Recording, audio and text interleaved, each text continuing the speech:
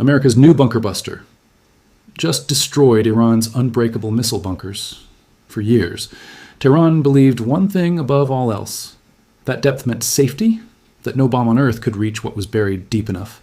They were wrong, because somewhere over the Hormuz coast, a weapon America had never used in combat before just proved that theory dead wrong. What came out of the ground next was not supposed to be possible.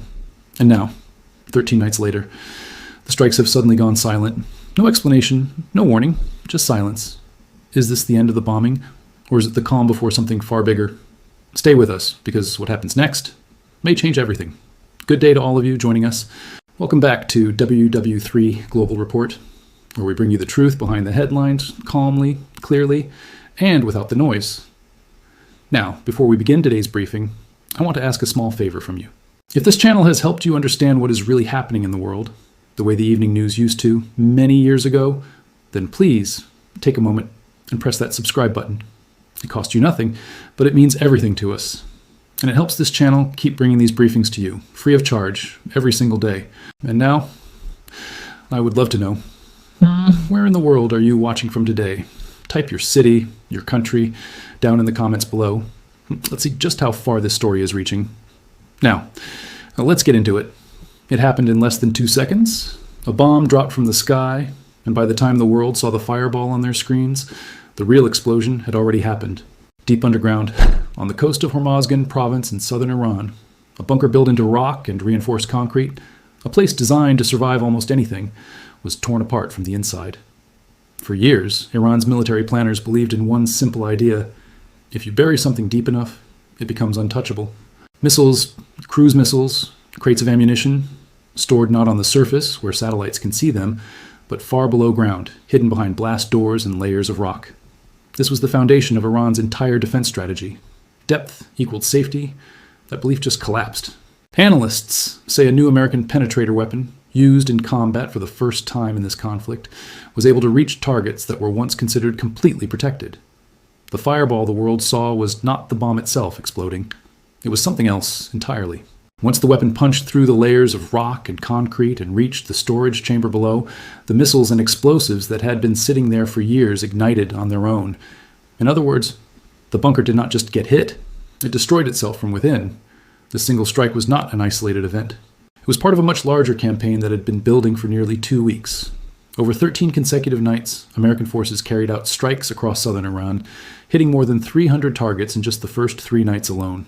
Missile launch sites, drone storage facilities, naval assets, underground command centers. Each night followed the same pattern. Darkness fell, aircraft entered Iranian airspace, and by morning, new craters appeared where hardened military infrastructure used to stand. Then, without warning, it stopped. For the first time in nearly 2 weeks, there was no strike report, no new list of targets, no explanation, just silence. This sudden pause raised an important question that military analysts around the world are now trying to answer. Is this the beginning of the end of the bombing campaign? Or is it simply a pause before something larger happens? Officials familiar with the situation say the silence was not accidental. They describe it as a deliberate decision, tied to a reopening of diplomatic communication between Washington and Tehran. In other words, this was not a retreat. It was a pause to assess whether talking could now achieve what bombing had already made possible. But even as the air campaign quieted down, one part of the pressure campaign never stopped. The naval blockade around the Strait of Hormuz remained fully in place. Ships attempting to move through the strait were being redirected, some disabled, some boarded at sea. According to tracking data, traffic through this critical waterway was still down by roughly 70%, even during the pause in airstrikes. This detail matters more than it might first appear. The Strait of Hormuz is not just another shipping route. It is one of the most important passages for oil and natural gas on the entire planet. Choking that passage, even without a single new bomb being dropped, applies enormous pressure on Iran's economy and on global energy markets at the same time. So while the bombs went silent, the pressure did not. This is the picture emerging from the first phase of this new chapter in the conflict. A weapon capable of reaching targets once thought to be untouchable. A campaign that dismantled large sections of buried military infrastructure in just 13 nights. And now, a sudden pause, one that could mean diplomacy is finally working, or one that could simply be the quiet moment before a much larger and more destructive phase begins. What is certain is this: the old assumption that depth guarantees survival no longer holds, and in the sections that follow, the full picture will become clear. The exact sites that were hit, the aircraft and weapons that made this possible, and what happens next, both on the battlefield and on the global economy that depends on this region staying calm. For now, the silence continues, and the world is left waiting to see what comes after it. To understand what just happened along the Hormuz coast, one has to understand the geography Iran spent decades preparing. Bandar Abbas, Qeshm Island, Jask, and the fortified positions built into the hills of Greater Tunb. For years, these locations were treated as Iran's insurance policy against any future conflict. Concrete domes carved into hillsides, missile depots buried under solid rock, coastal batteries positioned to strike anything moving through the Strait. This was not built overnight. It was the product of decades of planning, built on one central belief that no outside power could reach targets buried that deep, and that belief no longer holds. Satellite imagery reviewed after the recent strikes shows a consistent pattern across the entire southern coastline. Hardened entrances, reinforced blast doors, underground storage galleries stacked with ordnance, row after row, and in nearly every case the same result. A single point of impact on the surface, followed by a much larger explosion coming from somewhere underground. Military analysts explain that this second, larger explosion is not part of the weapon itself. It is what happens when the missiles and explosives stored inside detonate on their own, once the structure protecting them has been breached. In simple terms, the bomb opens the door, and everything stored behind it does the rest. What looks like one dramatic fireball on camera is, in reality, an entire underground complex's stockpile being destroyed in a single moment. This is why officials describe the recent campaign not as a series of small strikes, but as the dismantling of an entire underground network built up over many years in a matter of nights. But the story does not end on land. While the bombing campaign was unfolding above ground, a second and quieter battle was taking place in the water itself. For weeks, Iran had been placing naval mines throughout the Strait of Hormuz, turning one of the most important shipping lanes in the world into a minefield. The message behind this tactic was simple. If oil tankers wanted to pass through, they would have to accept the risk. That risk became real when a tanker, moving outside its approved shipping corridor, struck a mine and detonated in open water. The images that followed were stark. More than 150 tankers sitting anchored just outside the strait, unwilling to risk the crossing. Shipping traffic through the passage fell by roughly 70%, a number that reflects not panic but calculation. Captains and shipping companies making a simple decision that the risk of crossing was not worth the reward. This is the second half of the picture that the strikes on land do not show. The bunkers and missile depots destroyed along the coast were never just military targets. They represented Iran's ability to threaten the region and control the flow of global energy at the same time. The mines in the water served the same purpose, a way to apply pressure without needing to fire a single missile.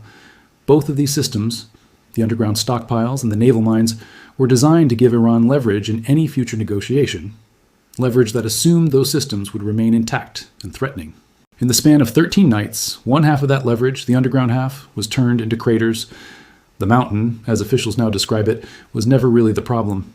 It was simply the door hiding what was inside. And now with that door broken open, the question shifts to what remains. The missiles are gone, the depots are gone, but the mines in the water remain, and so does the blockade they created. This is the part of the story that connects the military campaign to something far larger than the battlefield itself. A slow economic pressure campaign running quietly beneath the surface in a stretch of water that carries a significant share of the world's oil and natural gas. That connection between what was destroyed underground and what continues to threaten the water above it is where the next part of this story begins. Behind every fireball on the Hormuz coast, there is a much simpler story that most reports never explain properly. Out of the entire American military, only 2 aircraft in service are actually certified to carry the weapon responsible for this campaign. Just 2. Not 20. Not 10. 2? This narrow list is the real reason this campaign took the shape it did. The first of these 2 aircraft is a long-range bomber, originally designed decades ago for a very different mission, to fly low and fast beneath enemy radar, carrying nuclear weapons deep into hostile territory during the Cold War. That original mission disappeared long ago. What remains is one of the most capable conventional bombers ever built. 4 powerful engines, wings that adjust their shape mid-flight, and a payload capacity larger than almost anything else flying today. To put this in perspective, the American fleet includes a much smaller number of stealth bombers, often referred to as the most advanced aircraft in the world. But this older bomber outnumbers them by more than double, and each one can carry a far heavier bomb load.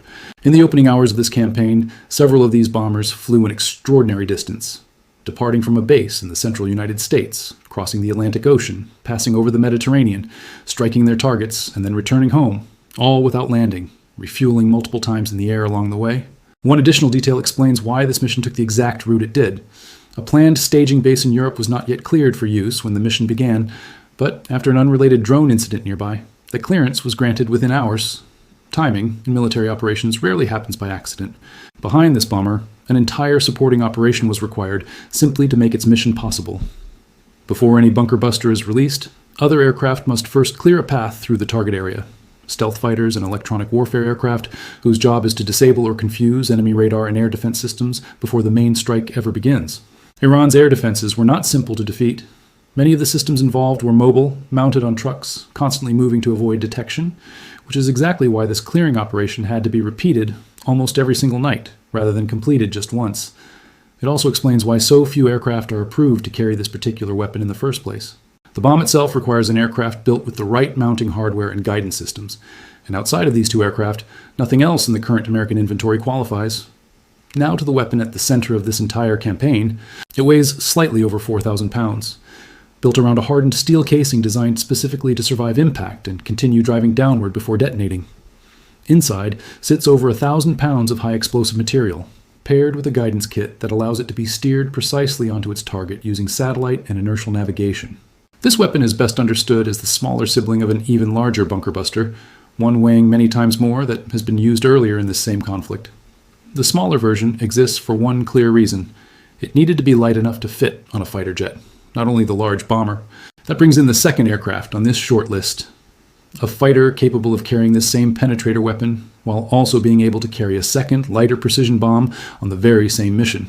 This flexibility, carrying both a bunker buster and additional ordnance in a single flight, is exactly why this fighter earned its place on a list otherwise dominated by a bomber 4 times its size.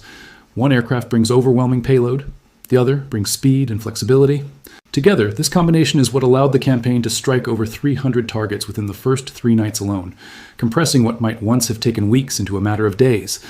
This is the part of the story that rarely makes the headlines. Not the explosions themselves, but the narrow, deliberate list of aircraft and weapons that made those explosions possible in the first place. And understanding that list is the key to understanding everything that comes next, including the economic consequences now beginning to unfold far beyond the battlefield itself. While explosions were lighting up the coastline of southern Iran, a much quieter battle was unfolding thousands of miles away, inside oil markets, shipping offices, and government economic briefings. The Strait of Hormuz is not simply a body of water. It is one of the most important passages on the entire planet.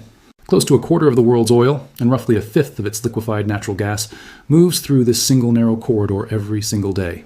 When that passage comes under threat, markets do not wait to see how serious the danger really is. They react instantly. Oil prices moved sharply during several points in this conflict. Crude prices climbing well above where they had been sitting before this war began. At one stage, prices pushed past levels the world had not seen in years. Even after settling somewhat, prices remained noticeably higher than before this crisis started. For ordinary people, far from the battlefield, this shows up in a very familiar place: the price at the fuel pump. Governments understood this risk clearly. At one point, officials considered charging a fee on ships passing safely through the strait, an idea that was later dropped after legal experts pointed out it would conflict with international maritime law. Separately, a large release of oil from the Strategic Petroleum Reserve was ordered, a direct attempt to soften the impact on domestic consumers, even while the conflict continued overseas. Every night of strikes, every mine placed in the water, every tanker choosing to wait rather than risk the crossing. These were never simply headlines from a distant war. They represented a second front, an economic one, running quietly alongside the military campaign and landing directly on ordinary households far from the region itself. This raises an important question that analysts have been asking throughout this conflict. If one side is being pushed back as heavily as officials claim, why can a relatively small number of naval mines still hold such enormous influence over the global economy? Part of the answer lies in examining the claims coming from each side more closely. According to state-run reports from Iran, its forces destroyed numerous American aircraft and helicopters over a recent stretch of the conflict, a specific and dramatic number presented without independent confirmation or supporting evidence. Independent reporting tells a narrower story. Confirmed losses during this conflict include 1 fighter aircraft, where both crew members were recovered, and 1 additional aircraft whose pilot ejected safely over friendly territory. This does not mean the threat is not real. Clearly, meaningful losses have occurred. But it does highlight a significant gap between confirmed events and claims amplified through state media without independent verification. This pattern repeats elsewhere in the conflict. A mine strike reported without independent confirmation of exactly how it occurred, and rhetoric suggesting far greater capability than can currently be verified. Analysts describe this as a deliberate strategy, presenting the appearance of continued strength even while conventional military capacity has been significantly reduced. Meanwhile, on the ground, actual losses reported by the United States remain serious but far more limited. A number of service members lost since the conflict began, a toll that is significant but does not match the scale claimed by opposing state media. Beyond the two primary parties involved, this conflict is not unfolding in complete isolation. Reports from Ukrainian officials point to satellite intelligence being shared by an outside government, allegedly assisting in identifying military targets in the Gulf region shortly before certain strikes occurred. Separately, unrelated drone activity has been reported entering the airspace of countries neighboring this conflict, a development that has drawn its own share of concern among regional security officials. When questioned directly about outside involvement, defense officials have so far declined to give a clear denial. Taken together, this points to a wider and more complicated picture than a simple two-sided conflict. So where does this leave the current pause in the bombing campaign? Officials suggest the pause reflects confidence that recent strikes have created significant leverage at the negotiating table, an opportunity to test whether diplomacy can now succeed without giving up the ability to resume the campaign if talks fail. At the same time, the naval blockade remains firmly in place, continuing to apply pressure even without a single new airstrike. This suggests the pause is not a sign of retreat, but a deliberate test of whether pressure alone can now achieve what direct military action started. The coming days will likely determine which direction this conflict takes next, whether renewed diplomatic contact leads to a lasting reduction in hostilities, or whether this quiet period turns out to be nothing more than a pause before an even larger phase of this conflict begins. For now, the bunkers are gone, the blockade remains, and the world continues to watch closely for whatever comes next.